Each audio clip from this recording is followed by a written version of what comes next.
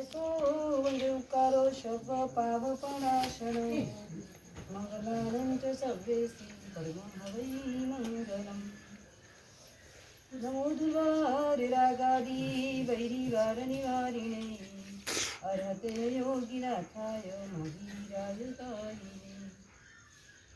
वन्दते च सुरेन्द्रे च कौशिके पादसंस्पृशि निर्विशेष मनस्काय श्रीमहावीर स्वामिने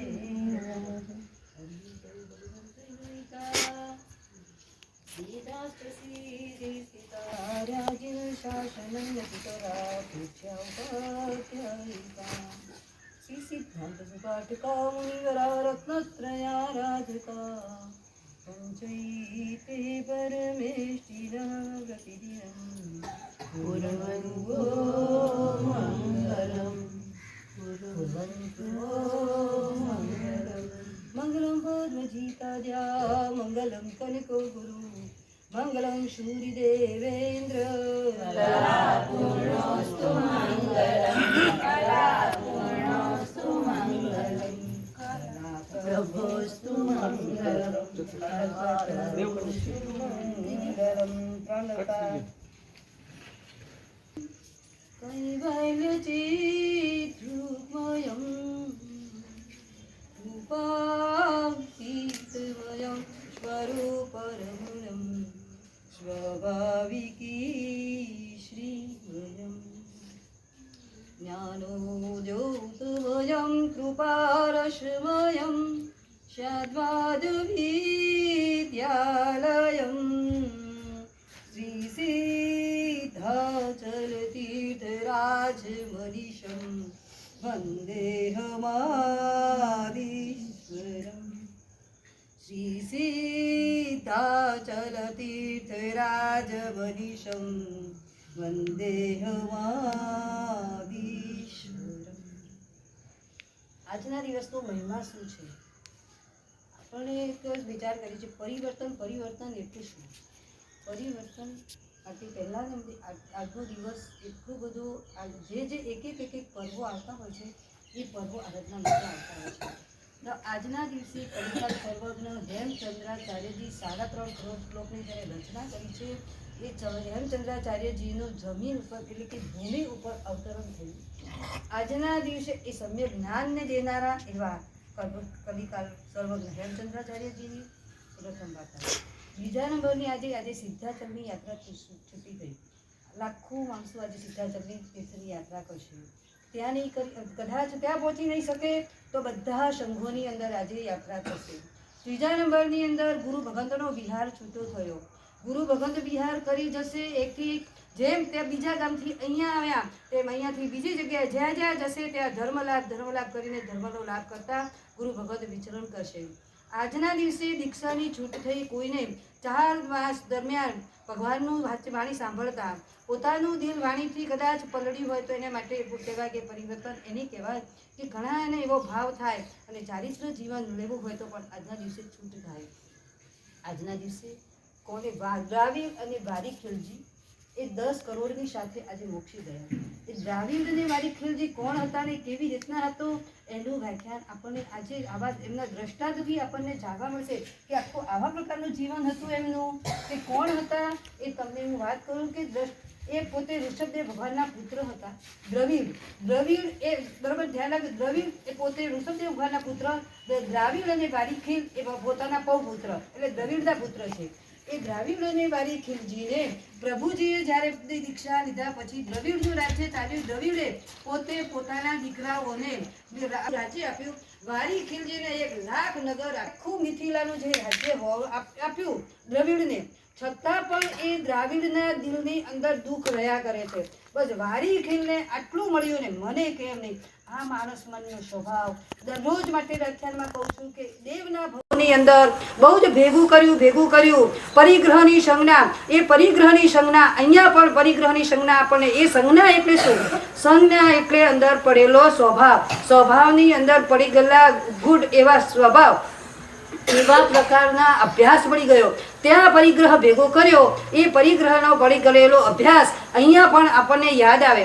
એ આ બધા જો સારી ટેવો પાડશો તો સારું. આ કુટેવ એવી છે આપણને આખા પાડી નાખે. સારો અભ્યાસ પાડશો તો સારી તમને આ કહેવાય કે જીવનની અંદર તમારા સંસ્કાર સારા પડશે. કહેવાય કરશો તો કુટેવો પાડશો તો કૂટ સંસ્કાર પડશે. એના માટે પરિગ્રહના પડેલા સંસ્કારના કારણે કોઈ પણ કારણે કરીને આ દ્રવિડને અંદર વારંવાર દુઃખ થયા કરે. વાઈ ખીલને આટલું બધું આપ્યું, 1 લાખ આપ્યા અને મને એક જ ખાલી મિથિલા નગરીનું રાજ્ય આપ્યું. એના કારણે કરીને નાની બાબતો ધીમે તમારા ઘરની અંદર ક્લેશ કેમ થાય? આ નાની કાચની બરણી પણ એક ઓછી આવી ગઈ તો અમારી બહેનોને શું થાય?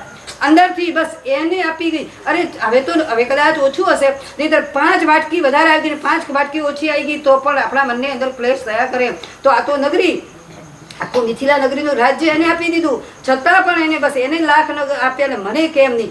એ ઈર્ષ્યા, આ બધા જ કુસંસ્કારના કારણે અંદર સતત દુઃખ થયા કરે. એમને આપ્યું ને મને નહીં, એને આપ્યું ને મને નહીં. હવે આવું હોય ત્યારે ક્યાં સુધી મનમાં આવે? મનમાં આવ્યા પછી એ પાપ ક્યારે? આ વેર ભાવ અને દુષ્કેવા દ્વેષના અહીંયા સંસ્કાર ઊભા થયા અને એ દ્વેષના કારણે કરીને એવું યુદ્ધ ચાલુ કર્યું. હવે તમે જો મારી નહીં વાત સાંભળો તો ત્યારે યુદ્ધ કરીશ. તો કે યુદ્ધ કરવું તો યુદ્ધ કરે. બંને ભાઈઓ સામે આવી જાય છે અને બંને ભાઈઓની સામે યુદ્ધ 1-2 દિવસ નહીં, 3 દિવસ નહીં, 4 દિવસ નહીં, 5 દિવસ નહીં, 15 દિવસ નહીં, 1 મહિનો નહીં, 2 મહિના નહીં, 3 મહિના નહીં, 4 મહિના નહીં, 5 મહિના નહીં, 6 નહીં, 7 મહિના સુધી અનુભવ. એટલા ખૂંખાર, કેટલાના પશુઓના પશુ પક્ષીઓના સંહાર થયા, કેટલા માણસોનો સંહાર થયા. આખી કેવા યુદ્ધ ભૂમિ થઈ ગઈ. આ યુદ્ધ ભૂમિની અંદર કેટલા અસ્થિ મજ્જા સિવાય કશું દેખાય નહીં. આવી વસ્તુ થઈ. એવા સમયની અંદર 7 મહિના થયા.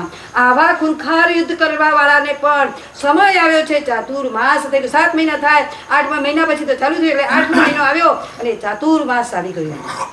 તો એવા સમયની અંદર અમને વિચાર આવ્યો, ચાતુર્માસ આવ્યું છે, હવે યુદ્ધનો વિરામ. કાલે મેં કરીને વાત કે યુદ્ધનું ચાતુર્માસ એ શું ચીજ છે? આરાધના કરવા માટેનું. એટલે હવે પોતે યુદ્ધના સંગ્રામમાં રહેલા છે, છતાં પણ બંને જણની છાવણીઓ ચાલુ છે. એ છાવણીની અંદર પોતે રહેલા છે. કોઈ જાતની કૂડ કપટ નહીં કરવાની અને એવી રીતે પોતાનું આ યુદ્ધ પૂરે વિરામ કરી દીધું છે અને બધે રહેલા છે. હવે સમય એક દિવસ એવો થયો, આખું ચાતુર્માસ આરાધના દ્વારા ગાળ્યું. જેમ આપણા રાપર ગામની અંદર આરાધના દ્વારા જે પાપ કર્મો દૂર થઈ જતા હોય છે. તમને મને એમ થાય, તમને એમ થતું હશે મારા સાહેબ એક વસ્તુમાં આટલા પાપ કર્મો થાય. એ જૈન શાસન એવી અદ્વિતીય, અદ્ભુત, અનુપમ એવી વસ્તુ છે. આ જૈન શાસનને આજના દિવસથી દરરોજ હું ચાતુર્માસમાં કહું છું, રોમની અંદર તમારું પુણ્ય હશે. ચાતુર્માસ મળ્યું અને ચાતુર્માસ મળ્યા પછી તમને આમ અદ્ભુત એવું થયું છે કે જૈન શાસન, આ જૈન શાસન એ શું ચીજ છે? ગમે ત્યાં હોટલની અંદર જમવા જાઓ ત્યારે 5000 રૂપિયા આપવા પડે. અને આ તમારી આ સાધર્મિક ભક્તિ હોય, એક તો તમે જમવા જાઓ, કેટલી કહેવાય કે તમને 32 ભોજન કે 33 શાક તમને ખવડાવવામાં આવે અને ઉપરથી સાધર્મિક ભક્તિ કરે. કોઈ 50 રૂપિયા ને 100 રૂપિયાનું કરી અને ભક્તિ કરે. શાસનમાં વસ્તુ દેખવા મળે, બીજી જગ્યાએ ક્યાંય નહીં દેખવા મળે. આપે જ છે. અમને કેમ એવું થયું? અને આટલો 60 ઘરનો સંઘ, અને એ સંઘ શું આરાધના આપણી ફરજ બને છે. અમે કોઈ જ ઉપકાર કર્યો નથી. કાલે ધીરુભાઈએ કીધું કે મારા સાહેબ આવ્યા, પણ મારા સાહેબની પણ ફરજ બને છે. સંઘ એ અમારો મા બાપ છે. સંઘ અમને 4-4 મહિના સાચવે નહીં, પણ 12 મહિના સાચવે. આજે તમને એક મેં બતાવ્યું તો એક બુક આવે, અત્યારે કેવા સંઘો કેવી વ્યવસ્થા કરે છે. અત્યારે અમારી પાસે એક બુક કાગળ આવ્યા, કેટલા બધા હવે અત્યારે પત્રો આવી જાય. કાંઈ પણ જરૂર પડે, વ્હીલચેરની જરૂર છે, તમારે સાથે પોલીસ ગાડી રાખવાની જરૂર છે, તમારે માણસની જરૂર છે, તમારે સાયકલની જરૂર છે. 8 મહિના પણ સંઘ સાચવે છે, 4 મહિના પણ સંઘ સાચવ કહેવાય છે. તો એ સંઘ માટે અમારી ફરજ બને છે. અમે કોઈ જ ઉપકાર કર્યો નથી, પણ આ કહેવાય છે કે સાધુના દર્શન કર્યા અને સાધુના દર્શનથી દ્રવિડજીને એટલું બધું દિલમાં એમને પણ લાગ્યું કે સાધુના દર્શન કરીને પોતે નવી પડે છે. ગુરુ ભગવંતની સામે બેસે છે. ગુરુ ભગવંતને યોગ્ય લાગે છે, ગુરુ ભગવંત કહે છે અને ત્યારે વાત પોતાને યોગ્ય લાગે ત્યારે એક વ્યક્તિ આવે ને તો એક વ્યક્તિને પણ અમે એને સમય અને યોગ આપતા હોઈએ છીએ. ગુરુ ભગવાન કહે છે, અરે તમે ઋષભદેવ ભગવાનના પુત્ર,